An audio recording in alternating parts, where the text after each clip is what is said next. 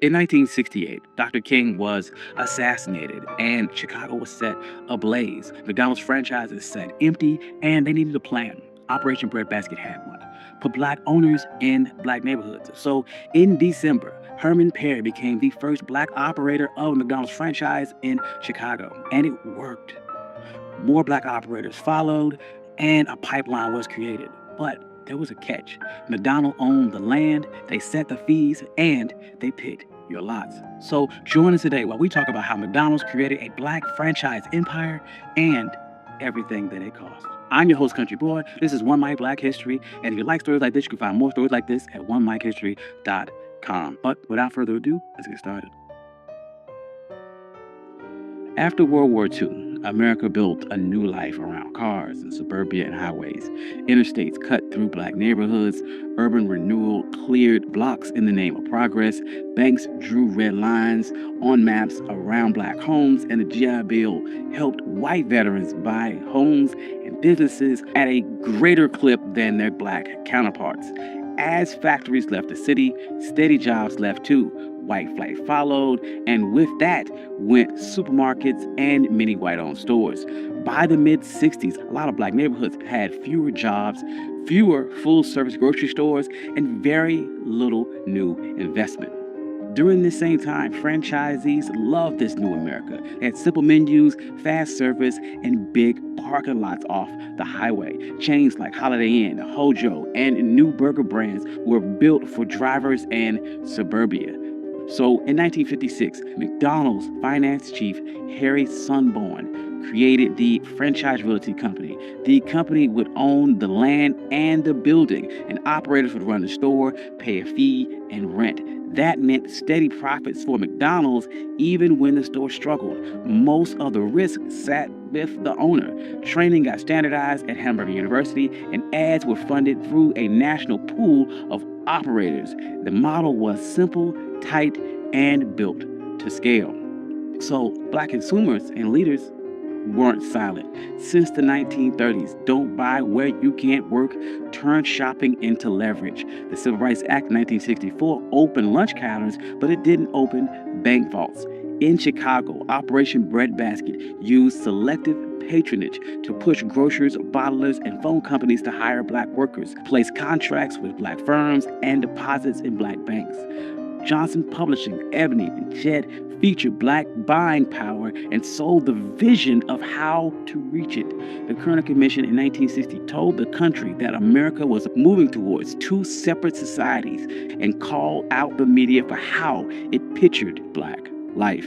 Then came April of 1968, and Dr. King was assassinated. Cities erupted.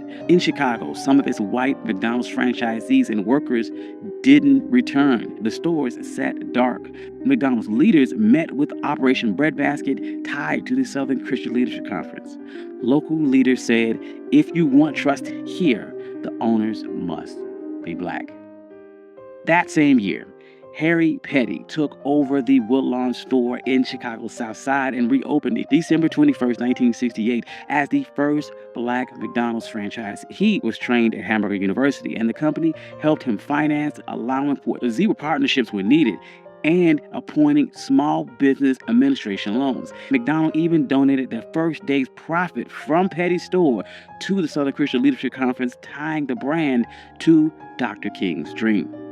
Petty did well. A pipeline formed. McDonald's set high priority plan and launched a 50 by 2 program to launch 50 stores ran by people of color within 2 years. They opened a satellite version of Hamburger University classroom on the South Side, so new owners didn't have to travel all the way to Oak Brook, Illinois.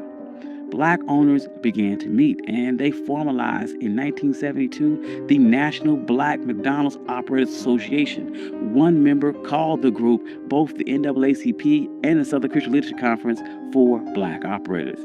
It became the inside voice for the push for fair sites, trainings, and contracts. And on the ground, the stores mattered. Black store owners hired locally, sponsored schools and church events, and even supported scholarships. They called it goodwill, and McDonald's executives said that it was cheaper than advertising. Real estate helped too. After the late 1960s uprising, many black neighborhoods became cheap. Between 1968 and 1972, the land values in those areas fell roughly 30% on average. So McDonald's could buy low, build fast, collect rent and fees as their sales grew. So the black owners would then begin demanding better ads. They said, "We pay into the national fund, show us." In 1972, McDonald's would hire Tom Burrell's black-owned ad agency. Burrell called his style positive realism. It showed regular black life with pride after church, little league nights, grandparents and grandkids, not stereotypes and not pity.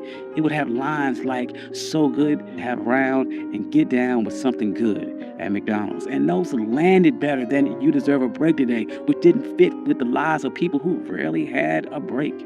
Research showed this rose the brand's image, and dollars shifted to Ebony and Jet and black radio, and black artists and models and researchers like Viewpoint got paid to shape the black image.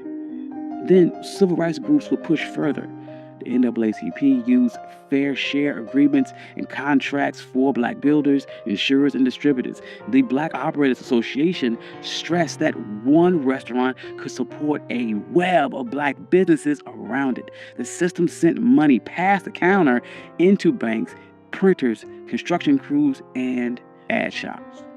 However, in that fine print, McDonald's kept the land. Owners paid a monthly fee of about 4% in sales plus rent. Part of that rent is a slice of the sales, which reached up to about 14.5%. Owners also had to pay at least 4% in sales to the national ad pool. The company set the standards, inspections, and decided renewals. That is why many owners call themselves captive tenants. In plain words, you ran the store, but the company owns the ground and sets the rules. So site placement became a fight. Black owners said they were being steered towards older inner city and rural locations with lower average sales and higher costs for security and insurance. The Black Operators Association reported that from 2010 to 2019, the average cash flow gap between black and non-black franchisees tripled to about $65,000 per store. And as health debates grew, fast food filled spaces that supermarkets left. But that heavy concentration of chains in poor, segregated areas linked them to higher rates of obesity and diabetes. Some cities saw protests and asked for more fresh food access and more corporate responsibility. Recently, these tensions have bubbled to the surface. Dozens of former black franchisees and some black executives have sued, saying that the system is biased. Herb Washington, a former blackball player, said that he was steered towards weaker markets. McDonald's would purchase his 13 stores for $33.5 million. And it was during this time that black franchisees fell from about 400 in 1998 to just 200 today, even as McDonald's doubled its total franchisees worldwide. So why does any of this matter? McDonald's opened up a real pathway to black ownership and middle-class jobs when other industries stayed closed. In the late 2000s, black McDonald's stores reported more than $2 billion in sales. Company leaders said that McDonald's has created more black millionaires than any other corporation. And the ad shift put black families on national TV like it had always been that way. Yet outcomes are uneven. The same real estate and corporate power that made the model work also put a ceiling on it. It set the door and the deal at the same time. Big brands can push capital, contracts, and images to black communities fast. But if the company owns the land and sets the fees and chooses the sites, your success rides on their map. So let's be clear. McDonald's did the math. And after 1969, land got cheaper. The company owned the dirt and collected the rent and fees no matter who ran that store. Installing black owners protected their assets, rebuilt sales, and won goodwill. Moving ad dollars to black media reached customers other brands were ignoring. And hiring black suppliers kept the system running. Every choice they made followed their balance sheet. And this doesn't erase the good. Black franchisees built real businesses. They hired neighbors and funded scholarships. And Burrell's ads show Black life on national TV. Both things can be true. But if we want real ownership, we got to follow the money. Who owns the land under the store? Who owns the corners? Which banks write the loans? Which agencies control the ad budget? And which suppliers get the contracts? These are the answers that decide whether a franchise is built on freedom or just rented. Thank you. This has been One My Black History. I'm your host, Country Boy, and this is how McDonald's built a Black franchise empire. If you like stories like this, you can find more stories like this at onemyhistory.com. I'd like to thank all my financial contributors. Without you, none of this could be possible. Thank you all. I love you. Peace.